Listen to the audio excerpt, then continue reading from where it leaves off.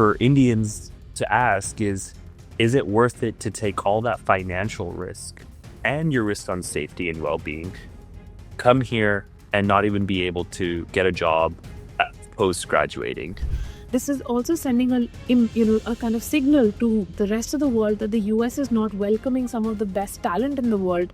And unless you are somebody who, justifies that spending of $100,000, please don't come to the US. It is also equally tougher on smaller firms and on candidates waiting outside the US to enter. And naturally, because Indian visas constitute about 70% of all H1Bs, we are naturally concerned and have that anxiety. Even the most celebrated CEOs like Satya Nadella or Elon Musk have walked into the US and stay there under H1B. Imagine for a second that Satya Nadella or Sundar Pichai or Jyoti Bansal or even Elon Musk, they have just completed their studies. Imagine. And were now planning to move to the US in search of better opportunities. Well, they would have been reluctant as of now, considering the geopolitics. And now imagine, whose loss will that be? India's, South Africa's, or the United States? All these CEOs had switched to H1B visa in the US. Ladies and gentlemen, the US became a superpower by nurturing, attracting, and leading the best talent pool from across the globe for decades. Best opportunities from arts to tech to science to research, space research, medical research. America was the land of opportunities. And it worked both ways. Best talent created the best industry, best startups, best ecosystem. But something is changing. Last week, US President Donald Trump stunned the world by announcing an up to 50-fold hike in the cost of skilled worker permits to $100,000. Now, there was chaos, something which the current US president sort of loves inflicting on the market or on geopolitics. Silicon Valley firms urge staff not to travel outside the country. Overseas workers scrambled for flights, and immigration lawyers worked overtime to understand what on earth was happening.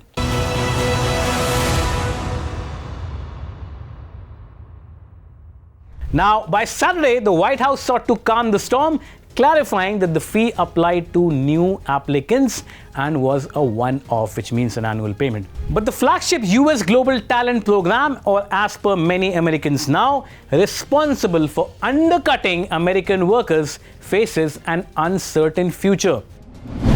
Now, where does that leave Indo-US ecosystem, Indo-US relations as far as H1B fee hike is concerned? The pipeline has been reshaped for both the countries, ladies and gentlemen.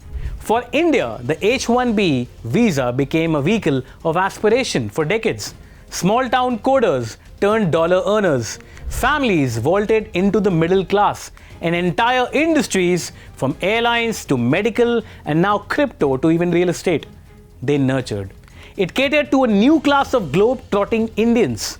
For the US, on the other hand, it meant an infusion of talent that filled labs, classrooms, hospitals, and startups. Now, analysis by Hindustan Times shows that the fee would effectively kill the H1B program. The visa fees of $100,000 is more than the median annual salary of a fresh H1B visa holder, and is more than 80% of the average annual salary of all H1B visa holders. Such is the importance of this visa for Indians who end up in America that H1B holders, when counted along with their families, were about a fourth of the Indian American population. The total Indian American population was estimated at around 3 million, as per a BBC report. Now, this program is the reason for the rise of Indian Americans into the highest educated and highest earning group, immigrant or native, in the United States. So, we see the importance of this program. Today, Indian origin executives run Google, Microsoft, IBM, and Indian doctors make up nearly 6% of the physician workforce. Indians dominate the H1B program, making up more than 70% of the recipients in recent years. In tech, the Indian presence is even sharper. As per reports, over 80% of the so-called computer jobs went to Indian nationals. The medical sector underlines the stakes. In 2023, more than 8,200 H1Bs were approved to work in general medicine and surgical hospitals. So you see, India is the largest single source of international medical graduates and make up almost 22% of all international doctors. With international doctors forming up to a quarter of US physicians, Indian H1B holders likely account for around 5 to 6% of the doctors in the US. Now, the new visa fees cannot be afforded by the majority of Indians. For Indians who aspire to study and later work in the US, well, it's a big speed breaker. It is also tougher, equally tougher on smaller firms and on candidates waiting outside the US to enter. And naturally, because Indian visas constitute about 70% of all H1Bs, we are naturally concerned and have that anxiety. This doesn't look as if it is against India. It is not so. It is limited to all visas that fall under H1B. And to be honest and fair to the US, it has every single sovereign right to choose how it changes its visa regimes. And let us not confuse that it is only about Indian software industry. For example, even the most celebrated CEOs like Satya Nadella or Elon Musk have walked into the US and stay there under H1B. The US, for example, has always grown, especially in the last 100 years, on the back of supreme global talent it was able to attract to its country. So now the reality is it has to decide how it wants to create its own future. So what does it mean for India? I think it's create a challenge as well as an opportunity. Challenge because in the short term, we need to ensure stability for our ITS sector and talent who are in the US. And two, an opportunity because how do we ensure that we can actually create a stable ecosystem both for jobs and entrepreneurial roles for Indian STEM ecosystem, especially if they are going to be back in India. It also has a negative impact on the US corporate sector in general, whoever has been working with Indian IT suppliers, because at the end of the day, the Indian IT industry was helping the US corporates become more productive, save costs, become more efficient. And now with onshoring being banned in a way or being made so much more expensive, they will not be able to advise their clients as efficiently. At a macro level, this is also sending a kind of signal to the rest of the world that the US is not welcoming some of the best talent in the world. And unless you are somebody who, justifies that spending of $100,000, please don't come to the US, which means that other countries can come in, take that talent and really start developing their own value chains and their own expertise. India may feel the shock first, but the ripple effects could run deeper in the US. You see, Indian outsourcing giants such as TCS and Infosys have long prepared for this by building local workforces and shifting delivery offshore. In fact, IT industry body NASSCOM believes that the visa fee hike could disrupt business continuity for certain onshore projects. Clients are likely to push for repricing or delay projects until legal uncertainties are cleared. Eventual loss is that of the United States. The broader impact in the US could be severe. Hospitals facing doctor shortages, universities struggling to attract STEM students, and startups without the lobbying muscle of Google or Amazon are likely to be hit the hardest.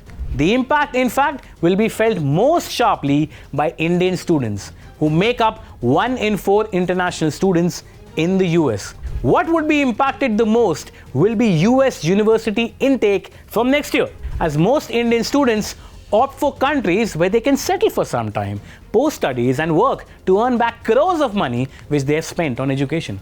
Therefore, they will likely look for other countries like Australia or maybe Latin America or maybe Europe. One degree that we're not talking about that will have a seismic effect on now with the clarifications of the H1B given where it will be new H1B files will be on the students who come to study the prospect and pipeline of F1 to H1B. Those students who come here, study in hopes of being able to get a job for 3 to 5 years, and then they take those experiences, those learnings, that experience, and go back. Students will be the most who will go through so much and be harmed by these policies.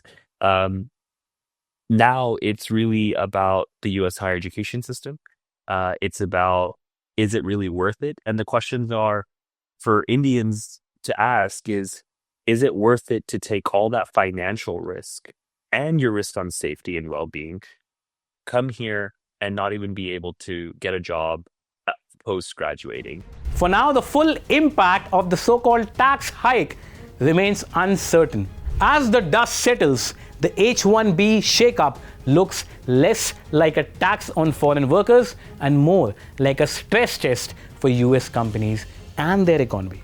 H1B visa holders and their families contribute roughly $86 billion annually to the US economy, including $24 billion in federal payroll taxes and $11 billion in state and local taxes. How companies now respond will determine whether the US continues to lead in innovation and talent or cedes ground to more welcoming economies.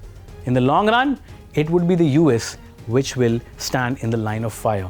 For now, ladies and gentlemen, we all need to pause, reflect, and determine and keep assessing what on earth is happening. Stay tuned to Live Mint for more such deep dives.